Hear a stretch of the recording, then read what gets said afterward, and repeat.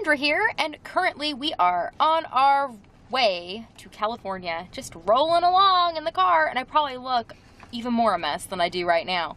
But since we are having a travel day today, there will be no daily vlog posted today, but believe me, there's one being filmed.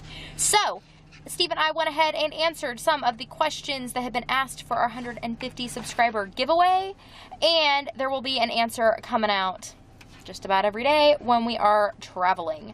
So here's the first one. Hope you enjoy. If you have more questions, leave them in the comments down below. We'll try and get to them eventually. Talk to you later. Bye. Karen Crochet said, tell a story of why you never show your children's faces on camera and how you go about homeschooling. Very interested. Cat face. We don't show them on camera because we don't feel like they're old enough to consent to that yet. They're an interesting thing with our generation in that we were not raised with the ability to plaster yourself all over the internet, and so we haven't really figured out the parenting norm for that yet. But we both think we would have hated to have our lives as kids posted everywhere for everyone to see for all of the rest of time. And our kids know, and they will tell you, if it's on the internet, it never goes away. There's no such thing as deleting it on the internet, and they know that. And they understand that and are very okay with the whole idea. I feel like, I know that there are lots of people who vlog who put their kids on camera. And that's cool. That's clearly a personal choice. But I think a lot of people exploit it. Like, I know if I had my kids in all my videos, I would have way more subscribers and we'd get more views and people would come to stare at my cute little kids. In a way, that's creepy. Does anybody see how creepy that is? Creepy. So even in talking about them, like, we try to make our vlog about, well, primarily it's about me, since I am the we'll see if we're gonna get to show all of that or if there was a kid in the background. No, they were in the bathroom. I know, but they had to walk down the stairs. We'll see. That could well, they would have just flashed in and out. Oh, that would be interesting. We'll see how that turns out. That could be highly ironic. Anyways, I try to focus on me, what I'm doing, and clearly I talk about our kids a lot, but I try to do it in terms of myself, like, as a parent, this thing happened, not, haha, look at this funny thing my kid did. I don't know. Is that explaining it? I think I've explained it to you. I think that there's a perfect example is the kid that was coming home under anesthesia from the dentist office that went viral years ago. So sad. And it's like this 6-year-old or 8-year-old or whatever he was is probably going to be recognized for the rest of his life as, you were that kid coming home from the dentist. And we would really hate for anything like that to happen to our kids. Yeah, and there's a lot of creepy stuff, too. Like, I'm a member of some moms groups on Facebook, like mom YouTubers, and people will be like, oh no, I got this crazy thing, and there's a lot of, like, creepy stuff. And a lot of them then just disregard it or write it off as, well, that's what happens if you're doing YouTube, and I'm just not okay with that.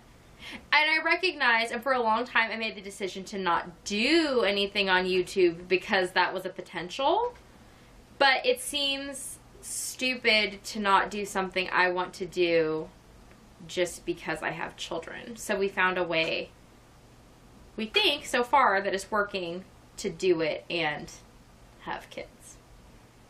I don't know. So far it seems to be working. Is it awkward and weird from a viewer standpoint? I don't know.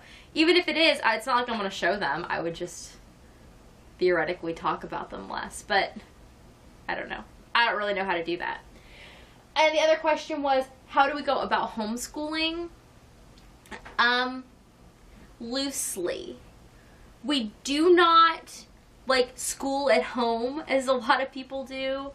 It is very unregimented. I don't talk about it a lot because I get really defensive. We go about things from the standpoint of everything in life is a learning opportunity. And sometimes there's definitely some homeschool parent guilt, which I know most homeschool parents have, of like, am I doing enough?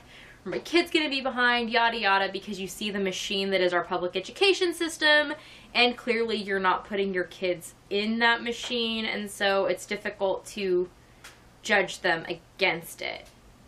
Whether or not they should be judged against it to begin with is another story.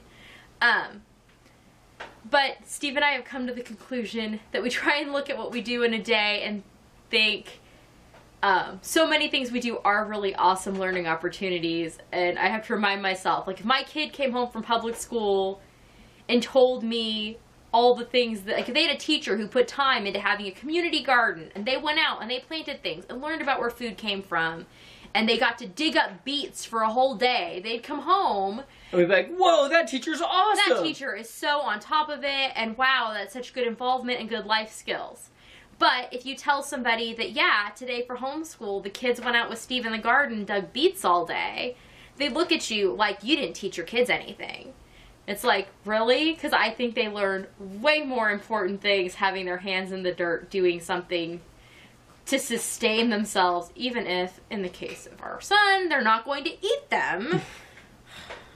But they did something that is going to benefit them more in the long run. Also, some of us are long-winded, and some of us are really long-winded. So the amount of times that, I mean, we over-explicate things yes, a lot. We explain things to them all the time that are probably over their head frequently, but if you do it enough, then it's not over their head anymore. And they pop off with things from those random explanations. They do. At the craziest times. Or to other people. Suddenly they'll be explaining some topic where I'm like, you were listening? But we have them around us. They're always with one of us. Pretty much, yeah. I mean, they play by themselves sometimes out in the yard, but even then I'm around, and they rarely go more than about 5 minutes without having talked to me. So that's them playing independently. Is they come back to talk to me every 5 minutes. So that's how we homeschool. We just kind of live and see everything as lesson potential. And we do book work. And we do, like, I've talked a lot about how we follow the Brave Writer lifestyle in a lot of ways. And we just kind of go in waves with that. When it seems like what the kids need is more bookwork, worksheets, like they want to feel like they're doing what looks like school in the, like, movies and books and things that they encounter, then we'll do more of that material, and then clearly they burn out on that and we move away from it.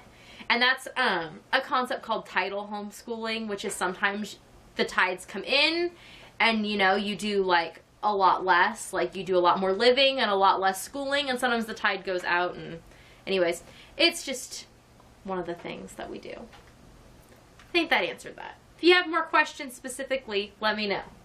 And I'll try not to be angry when I answer them. Okay, next question. Tanya Galino says, tell us how great KU is. I care not at all about the K-State KU rivalry.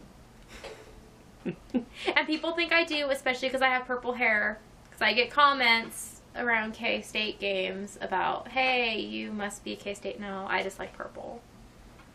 I do like that we live somewhere where I don't mind the colors of the teams. That's kind of nice. But usually when I just think about how great KU is, it makes me think about all the stupid people I know around here who do care and make a big stupid deal about the sports teams. Especially when it has absolutely nothing to do with the sports teams. They like to make something about it when it has nothing to do with it. Yes. Anything they see you do, you're wearing the wrong color. Why'd you pick that blue thing? It's like, because it was on the top. Because blue's a common color for people to wear. Yeah. So, that's my feeling on that question.